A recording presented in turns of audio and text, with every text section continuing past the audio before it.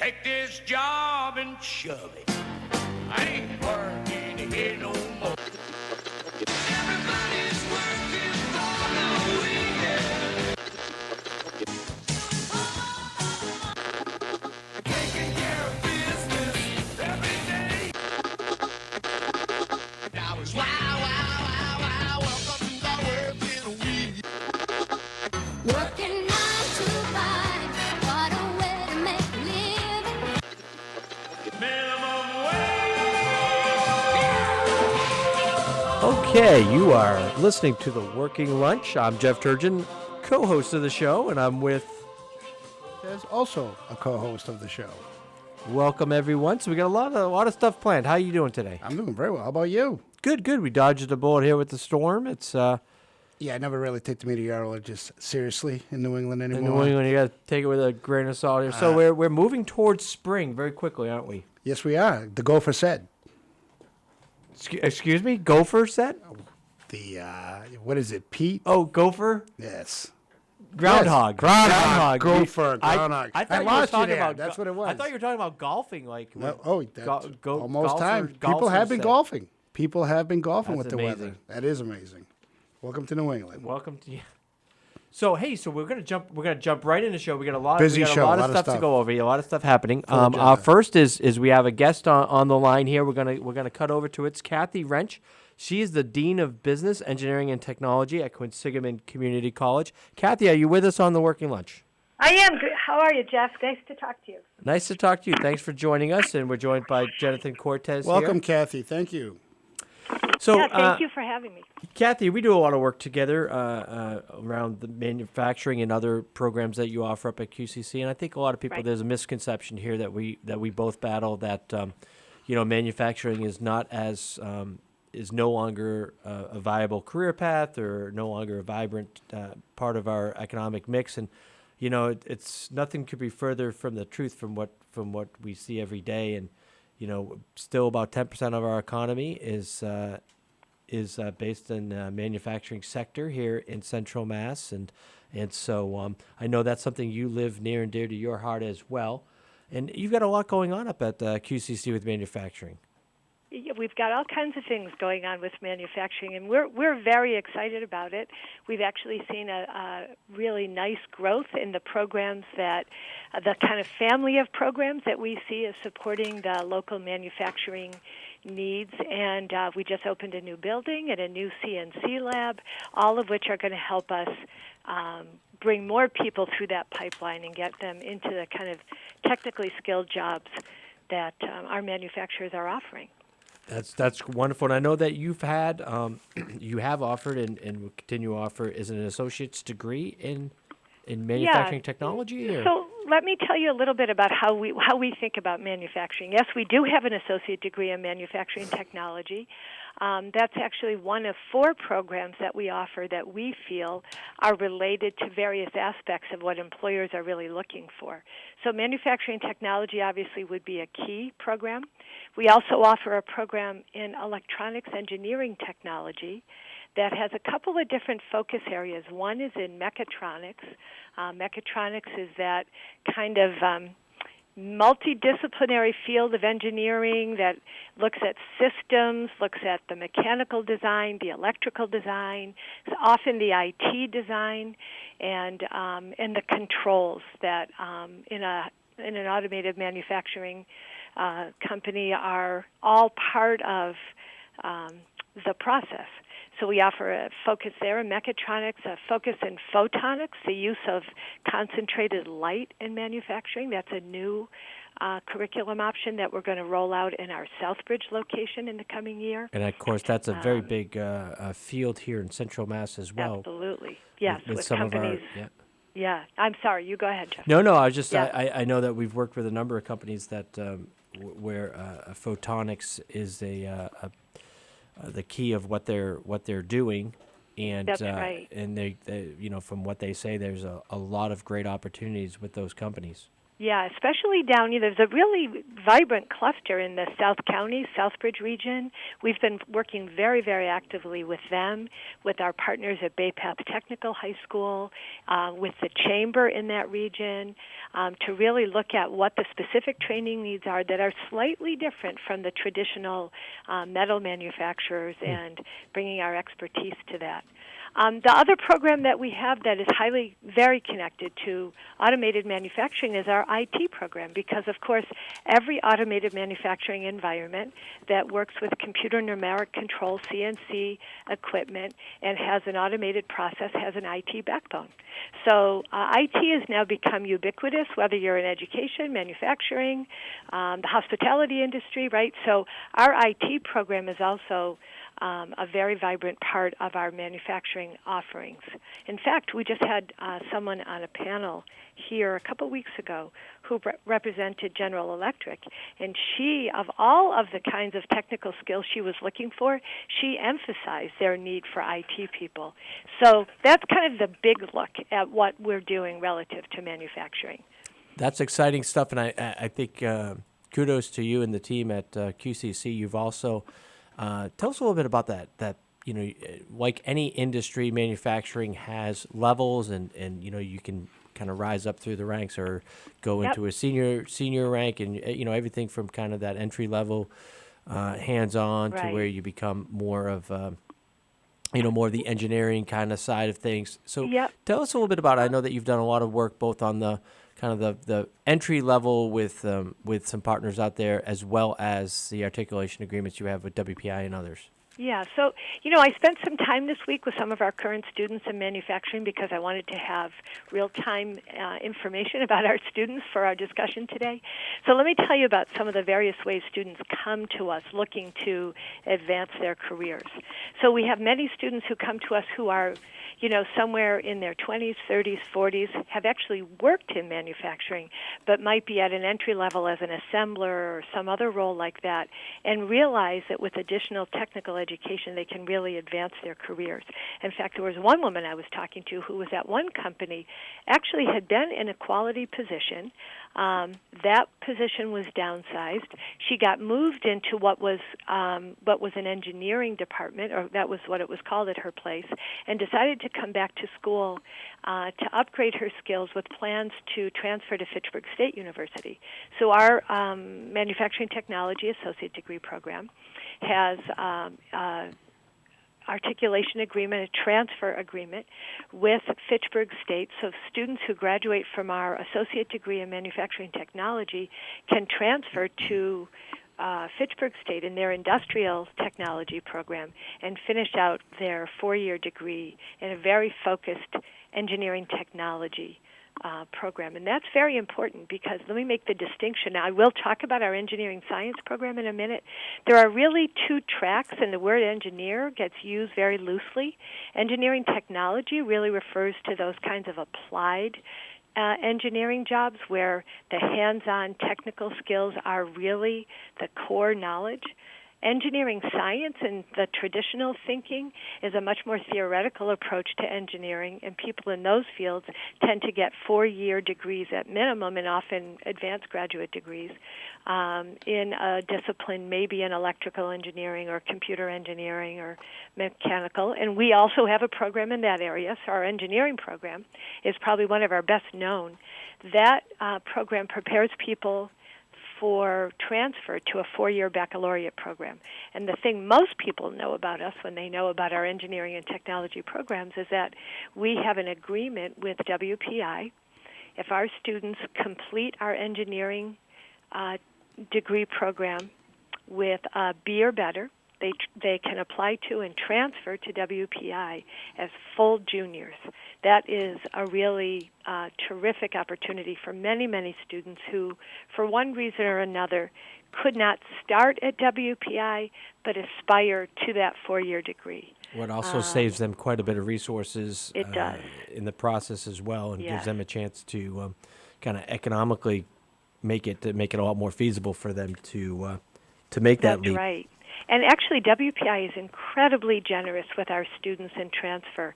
So students who show the aptitude can also compete for some very nice scholarship opportunities, because for them, it's very, very hard to go fill a seat in the junior year.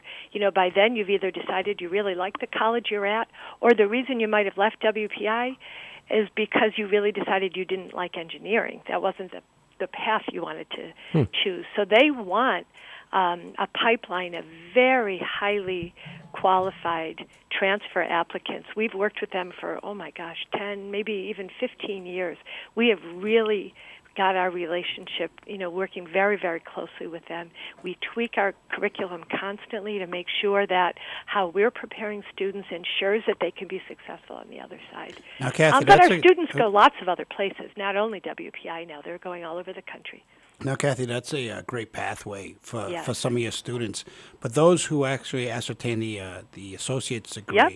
and do you work with other certifications too to get these folks job Oh, ready yes. so that Yep. they're ready to go into whatever line of whatever industry specific Yep. that they're looking for?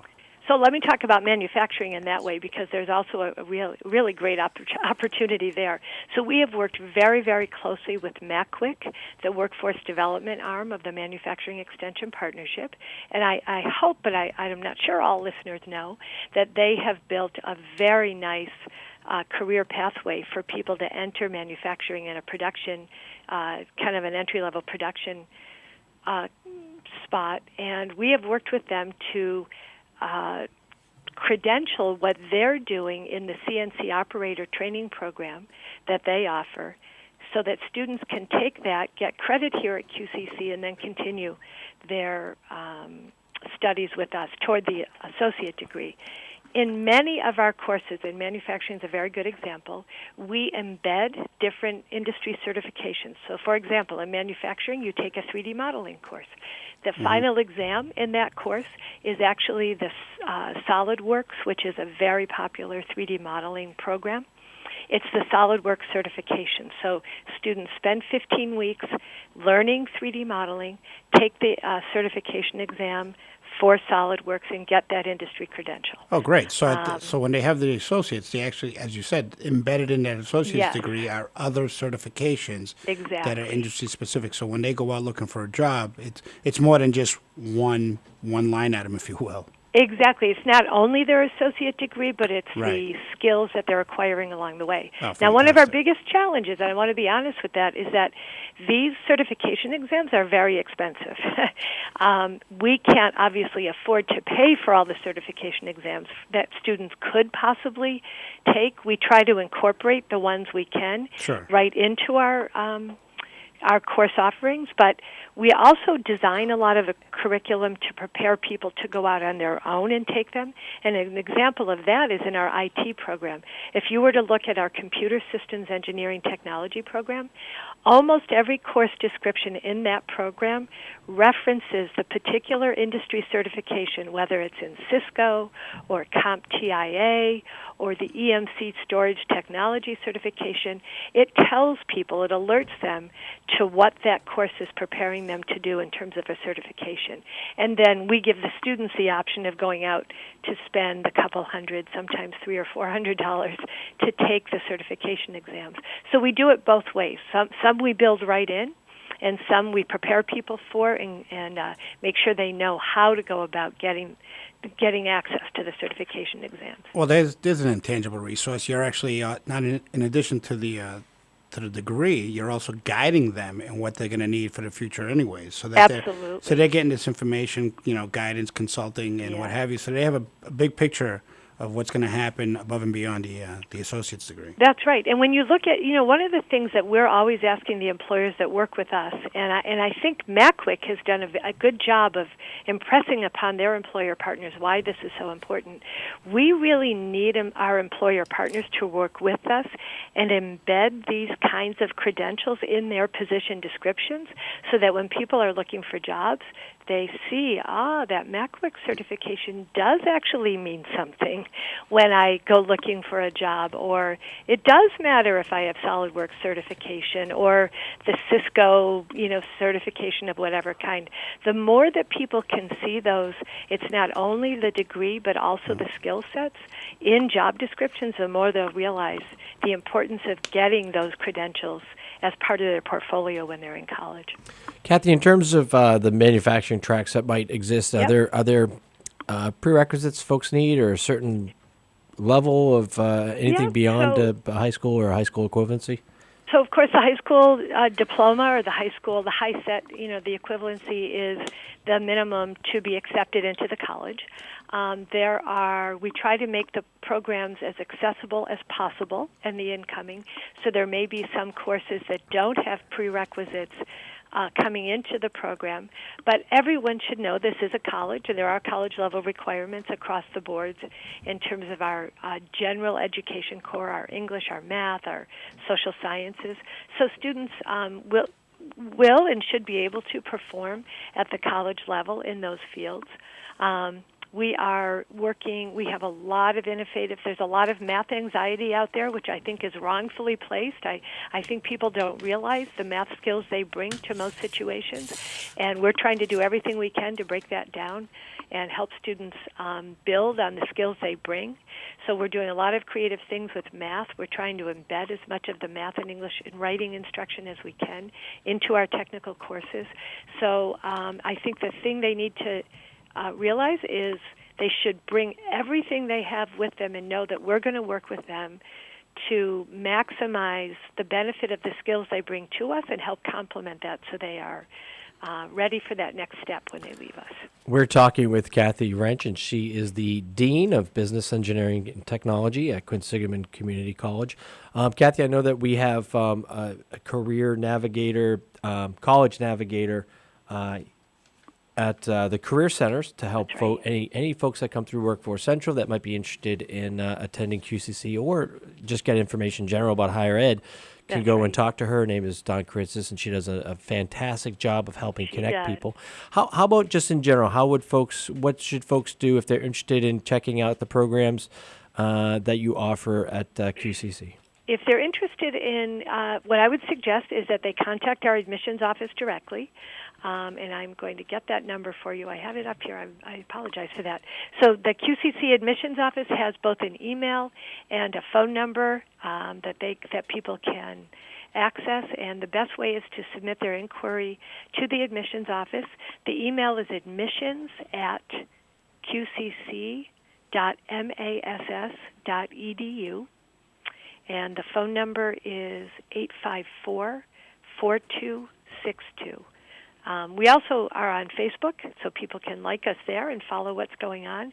And we do have a chat available, so if people were to go on our website, they can email us for a quick response. That's great, and I know that you Yeah. have a very accessible, easy-to-navigate website as well. Yeah, thank you. Well, Kathy, as we kind of wind this down, is there anything else that we failed to? I know you have so much going on at the college, and, Yes. and rightfully so. You should be very proud of the work that you all are doing to connect with the community and keep people learning here in Central Mass and keeping our workforce and population strong. So anything else that I've failed to Can cover? I make one plug for all the new facilities Of we just opened course, in the last please. month? Sure. Okay. Yes, please. So we have finally opened our new Quest building, the Quinsigamond Engineering, Science, and Technology building. This building is completely dedicated to engineering technology, and the sciences that support those disciplines. We have some amazing labs in there for our mechatronics program, and for our electronics program, and we have also just opened our first Fab Lab. A Fab Lab is akin to a makerspace for those of you who are familiar with the maker movement. And the Fab Lab is part of the MIT network of makerspaces. We are just getting all the equipment up and running and commissioned, and we think in the next 4 to 5 weeks we are going to have it fully opened. Our students are using it right now. but our intention is to have some opportunity for community use as well. In addition, we just installed a new CNC lab, and we are doing our basic machine operations and CNC training on our campus now. We were doing it at a partner vocational technical high school, but we now have the capacity here. So we are really looking to work not only with prospective students, but also employers who may want to do some training or retraining of some of their workers. We finally have the facilities. We definitely have the expertise, and we're very excited about the support we've gotten from our president and from the community as a whole, including the Central Mass Workforce Investment Board. Jeff, couldn't have done this without you. Well, we appreciate all the good work you've done. You've been a fabulous partner along the way on many efforts, including the work that you do down in the this Sturbridge area and Southbridge area and in your Southbridge campus. You should. I know you've done a lot to build that out as well. So, Kathy Wrench, Dean of Business, Engineering, and Technology at Quinsigamond Community College, thank you for joining us today on the Working Lunch. Yeah, thank you. Have a good one. You Take too. care. Thank you. Bye. That's a lot of stuff going on. A lot of stuff. A lot of stuff. Can be a little bit like what they say, drinking from a fire hydrant or what? Water hose? Fire hose? Fire hose. Keep going. I don't know where you're going with this. There's so much information. It's hard to take it all in. But, I mean, the school has changed from It's when amazing. I'm an alumni of Quinsig. And listen to the changes and the progress that they've amazing. made, the facilities, not only the facilities, the programs themselves. Yeah. I mean, this is just, it's incredible. They're getting people job ready after 2 years. And not only that, they also have these articulation agreements with, all this psychology. I think we didn't cover it with Kathy, but they've come out with, what is it, like the $20,000 bachelor degree. So it's like 2 years at Quincy and then 2 at Worcester State or Fitchburg. And I might be misquoting me on Yeah, sure. some of that, but it's an amazing, just the stuff they're doing is